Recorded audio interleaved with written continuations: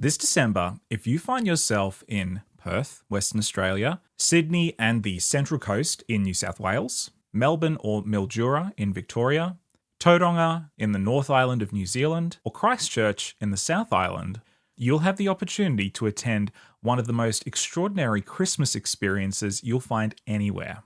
I'm talking about Road to Bethlehem. In case you've never heard of it, Road to Bethlehem is a guided reenactment of the very first Christmas story.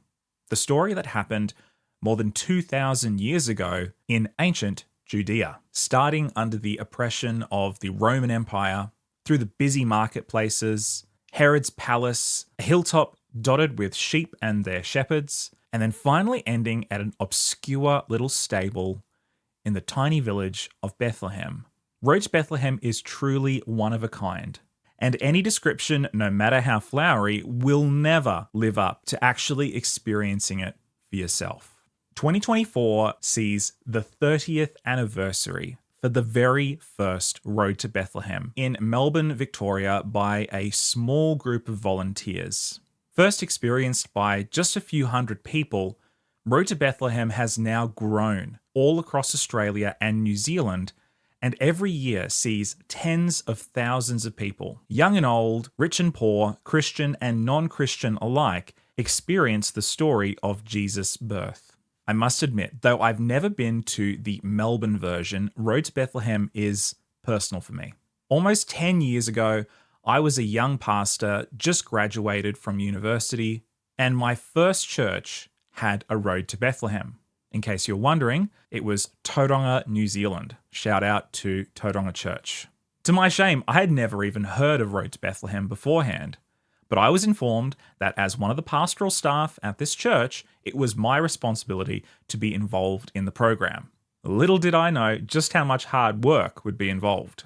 I'm talking about months of planning, advertising in the local community, preparation and repair of costumes, set design, choreography, mountains and mountains of administrative work, scheduling, rescheduling, filling gaps, more than a few late nights, and the mad dash in the week before the event when our local primary school's oval transformed into a first century Judea.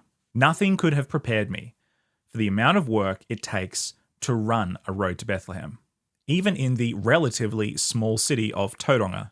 But likewise, nothing could prepare me for how rewarding Road to Bethlehem is. Being able to share the story of Jesus with people who otherwise would never have set foot into my church was incredible. Being able to see the looks on people's faces as the angels revealed themselves to the shepherds, the squeals of excitement when kids realized that Mary's little baby Jesus was a real baby, was really cool. And the final spiritually contemplative moments when the angels sing Alleluia over the newborn child, and seeing people think through the implications of Jesus' birth was really special. But Road to Bethlehem isn't about me. Though I have incredibly fond memories of it, Road to Bethlehem is more than just one person's contribution. It's an initiative unlike any other function. And in this episode of Science Radio, we're going to shine a light on the Victorians who make the show go. Book editor and friend of the pod, Nathan Brown, is going to interview the director for the Melbourne Road to Bethlehem, Alicia Ralph. So I'm going to get out of the way and hand the mic over to Nathan. This is Science Radio, episode 218, 30 Years of Road to Bethlehem.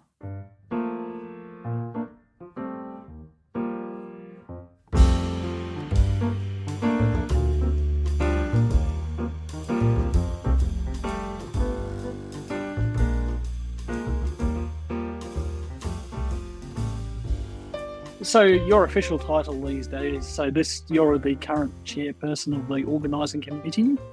I am, yes. Congratulations on such an esteemed title. Thank you so much. Be careful what you wish for, hey? Is this your first year? No, third year. Oh, wow, okay. I just turn up and wear a funny hat, so, Yes, third year. It's felt a bit bigger, I think. I think we're there's some things that we've trying to iron out that perhaps we have been on the boil for on people's hearts for a while, and the 30th time around feels like a good opportunity to do that. Yeah, okay. That sounds interesting. Maybe we'll get to that. But firstly, how long have you been involved in the whole show? I think since 2000 or something like that. Okay. First I did guiding mostly, actually. Yep. Yeah. Okay, so I was a guide until I got here. Then you got onto the committee. Yeah, that's right.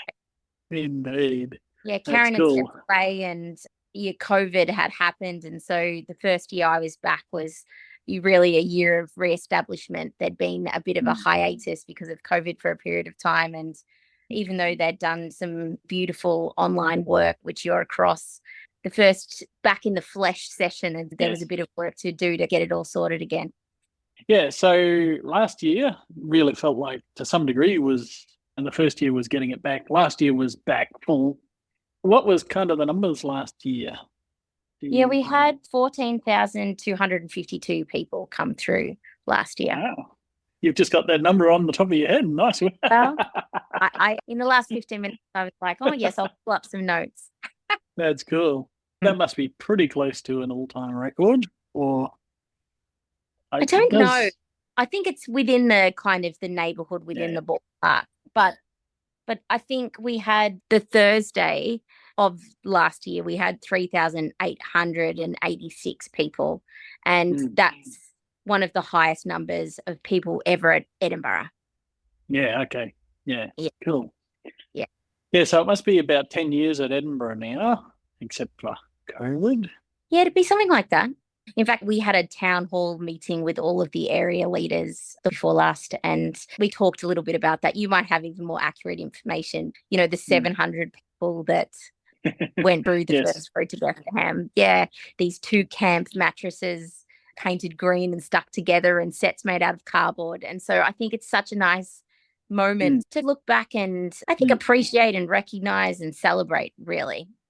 Because I think there's a lot of sweat, tears and Jesus that exists in all of those, in the 30 times, actually. Yeah, and even a couple of Christmas books I've helped being a part of putting together, to a significant extent, were inspired by my involvement, Road to Bethlehem, and seeing how people were open to engaging with a story at that time of the year, kind of thing. Yeah.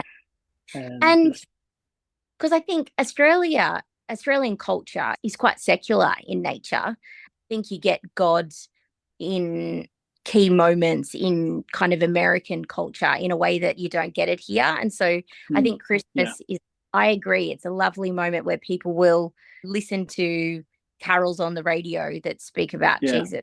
Yeah, and I think that's right. And I think that's why it's such a good thing to do and why the crowds keep turning up. Kaz might have mentioned it. I think in the very early days, they even had some food in the manger scene, and someone came through. I think it was Carly had thought that it might have been my dad. And he said there's something very special that happens here. And I think that's the truth. There's something that's very special that happens in the manger scene. It's very visceral. And so it is unique to have the walkthrough experience. It's a different kind of storytelling. But on the other hand, you're also working with volunteers and amateurs. Why do you think it works on the scale that it does? Well, I think 2 things. I spoke last year around this kind of concept of Jesus math, that when you get 600, because last year there were 624 volunteers plus Jesus. Human math is 1 plus 1 equals 2, but when you get Jesus into the equation, there's something he multiplies, like the bread and the fishes. He multiplies something, and I think that exists. But I also think that people, like with any sort of act of service, I think that people as humans, I think it fills a part in us to be part of that's been we are, and so I think there's something about the vision and the community about serving the people that we live beside, our community, in kind of vision of a no strings experience of Jesus. But service is important for us as humans. It's like a human need.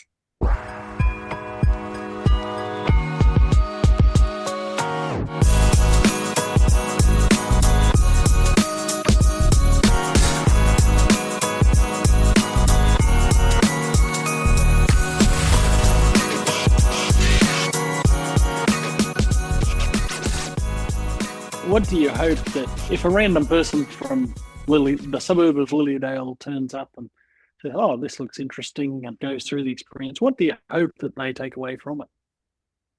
Well, I think that one of the reasons Road to Bethlehem is so successful is you can take what you want from it. I think in the first layer, you've got this sense of being welcomed, and there's a warmth in that front area where people are laughing, there's music playing, there's things that you can do regardless of your age or ability, whether it be get into the photo booth, have some food, sit down and chat. So I think there's something about being welcomed, if that's what you're asking, to be with people, to be with other humans. So I think there's that element of it. And then as you walk through, you can be entertained by the soldiers and pick that up. As we move to the manger, there's the invitation to be moved and to open up your heart to experiencing Jesus. I think in some ways you go to the prayer tent, there's the opportunity to be prayed for. And so I think what am I hoping people get? Exactly what they're looking for. Yeah, fair enough. That's Yeah.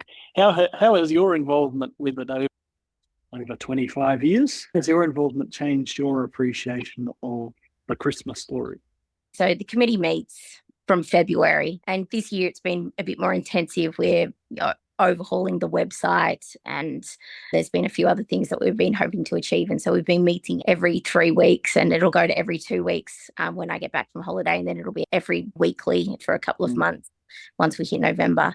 And as part of our process, we have worship, and Phil Felberg has and he shared the worship last week, was this idea of the Magi and how they linked back to Daniel, and that they had been tracking this process and talking about some of the history of that. And so I think my understanding of the Christmas story, because we are thinking about it and talking about it a lot more. Christmas. Yeah, you understand it more intimately. And I think there's something very beautiful about that. Even that kind of concept which you're probably aware of, that idea that Jesus being put into the manger was for the perfect lamb, and they were wrapped in swaddling cloth so they didn't harm themselves and become unperfect. And so this kind of symbolism of Jesus, the perfect man, being wrapped in swaddling cloth and put in the manger, there's something very beautiful about that. And so I think that as part of this process, I've come to understand Christmas more intimately, and I think that's been like a byproduct, if you like, from spending more time than you typically would thinking about things that happen in December. Yeah. And amidst the busyness of all the things in the assembly, you don't always get the time to do it.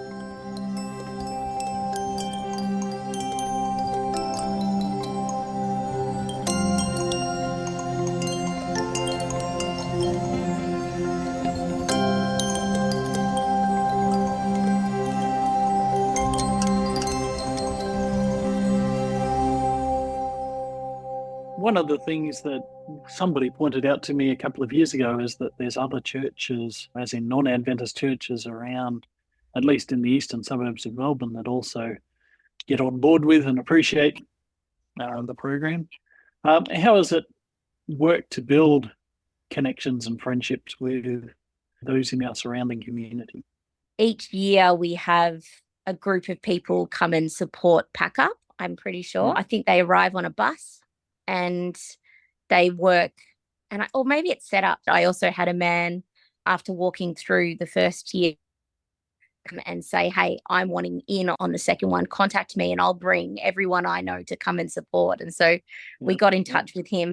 It didn't work out that way. He was out of the country during that time. But I just think the generosity that comes from this idea of shared vision is very humbling. But I must say, one of my colleagues that I worked with, I work at the Alfred Health, and I worked with a colleague called Sue-Ann. She was a creative person that we hired to work as part of a piece of work I was working on, and she happened to be a Christian. That I found out later. And last year we had a challenge with our ticketing system. It went down, and so we converted it to try booking. And it was at 1 a.m. Shane was trying to reboot the system. And so he'd put it live. Have you heard this story? Put it live for 1 minute. Anyway, in that 1 minute at 1 a.m., Sue-Ann booked a ticket. And Shane texted Sue-Ann because she'd put her details in for a ticket and said, hey, are you awake? Are you a real person or are you a bot? I'm thinking that maybe he'd been being spammed. And Sue-Ann texts back, oh no, I'm not. I just managed to secure a couple of tickets. And it happened to be in the work that Sue-Ann and I had done together. She no longer worked with me by this time. We'd done a bit of work in tribe booking, and so she had a bit of experience there. And so Shane and Sue-Ann, between the morning hours of 1 a.m. to 4 a.m., completely migrated all of the ticket system from our in-house solution through to tribe booking. Yeah, and so I think that that's an example, just one example of what it looks like for people who aren't part of our church circle to be like, oh yeah, I'm up for this. And so she's part of the area leaders and part of our comms social media team, and brought a group of people from her church to see Road to Bethlehem last year, including her pastor. And yeah, I think that's an example of what it looks like sometimes. Heading into the 30th year, you mentioned that you were trying to step up the game in a few different ways. Yeah. Anything you can reveal? Oh, no, I just think things like, just for instance, like the website. We've recruited the guys from Blue Vineyard. They've created some really beautiful website design and supporting us with that. And so I think that kind of this kind of circle of generosity that comes from community service, kind of active giving. There's so many quotes about it. When you give, can't help but get splashed back on you. But it's this kind of circle of giving, isn't it? That when you give, you actually are replenished by more than what you give. And so that then circles through the people that they know and their circles as well. And so I think that's something that we're doing.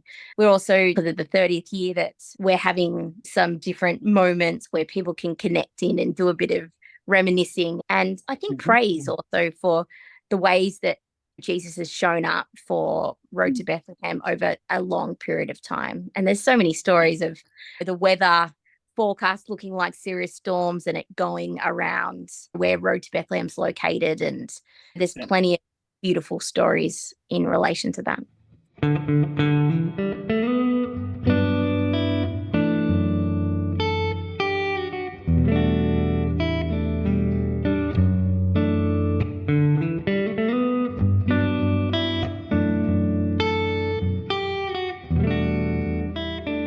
So is there a risk after 30 years of essentially telling the same story? Is there a risk that it gets a bit stale, particularly for some of the people who just do it year after year? Or how does it stay fresh? Well, it's a story as old as time. We're starting to, aren't we? Why does anyone, we have our different traditions that we do at Christmas time, whether it be watching a movie, a certain, always watch The Grinch, or you always watch Love Actually, or whatever that might be. And so people actually gravitate towards what's known, actually. And so I think traditions are born out of that. And so I think that's one element. And I think that there's this avenue of sharing. How do people come to know about Road to Bethlehem? We do a little bit of direct, but it's mostly word of mouth. And so does the experience change when you bring your colleagues from work? There was a story last year about a man who'd been asking his colleague if he wanted to come, or in fact, that's Phil's story, asking a colleague if they wanted to come to Road to Bethlehem for 5 years.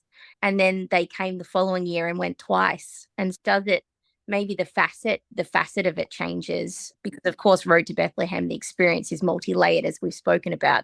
Is it about stepping into the front area and you don't go any further? Is it about taking a trip around? Is it then around having a prayer request or going into the prayer tent? So this kind of idea that this multi-layered approach, this multifactorial experience, which is Road to Bethlehem, actually, is that part of its secret? I'm not sure, to keeping it fresh.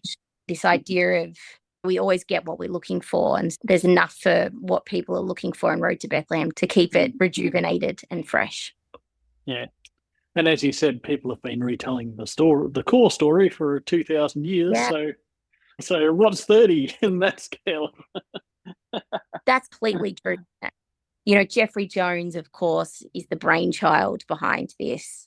But just more recently, Carly's uncle, David Jones, has re-linked in and he's working on a particular, as for the 30th, something we've been inspired by was the light show in the city.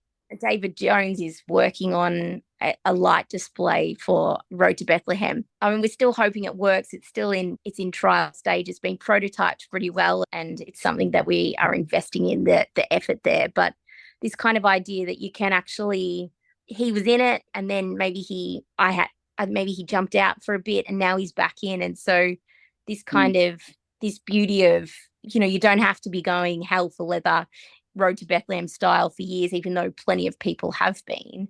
You can actually, depending on where your life's at this moment in time, you can actually give what you've got to give. This kind of idea that, yeah, it's not one size fits all.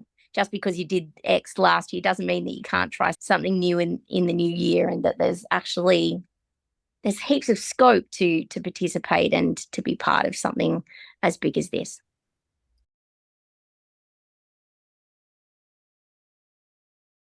What more is there to say? Aside from, if you find yourself in any of the locations where Road to Bethlehem is happening this year, you need to get yourself, your family, your friends, your dog, or maybe not your dog, and anybody else who's willing to go to a Road to Bethlehem. It's free, it's fun, and it's fantastic. And if Alicia, Shane, and myself haven't convinced you, well, maybe you just need to go and experience it for yourself. The website to get in touch with a Road to Bethlehem near you will be in the show notes, so check that out. Aside from that, if you want to read the articles that Nathan wrote, you'll be able to do so right now for free by heading to sciencemag.com.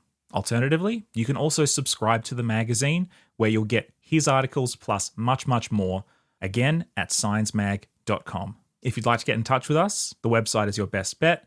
There's a contact form where you can send us a message, or you can do so on our social media platforms. All those links are also in the show notes. If you enjoyed this episode, or indeed any of the other amazing episodes we've done recently, we'd really appreciate a rating or review on Apple Podcasts, Pocket Casts, or Spotify. You can also find us on YouTube. Aside from that, thank you once again for listening, and I'll see you in the next episode.